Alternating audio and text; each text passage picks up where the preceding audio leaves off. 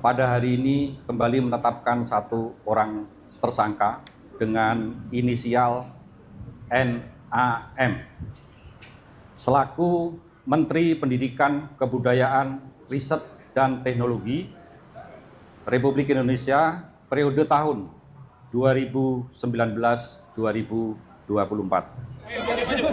Allah akan mengetahui kebenaran. Bagi saya, seumur hidup saya, integritas nomor 1. Kejujuran adalah nomor 1.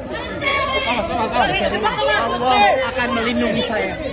Mantan Menteri Pendidikan, Kebudayaan, Riset dan Teknologi Nadiem Makarim mengaku tidak bersalah usai ditetapkan sebagai tersangka. Sebelumnya, Nadiem Makarim ditetapkan tersangka dugaan korupsi pengadaan laptop Chromebook periode tahun 2019-2022. Nadiem mengaku tidak melakukan seperti yang dituduhkan kepadanya terkait dugaan korupsi laptop tersebut. Hal itu dikatakan saat menuju ke mobil tahanan ketika keluar dari gedung Kejaksaan Agung pada Kamis 4 September 2025 sekitar pukul 15 waktu Indonesia Barat. Nadiem Makarim terlihat mengenakan rompi pink Kejaksaan Agung. Bahkan ia menyebut Tuhan akan melindunginya, kebenaran akan keluar.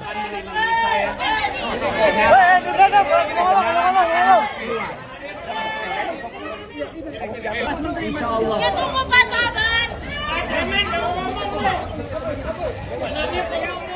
Download Tribun X sekarang, menghadirkan lokal menjadi Indonesia.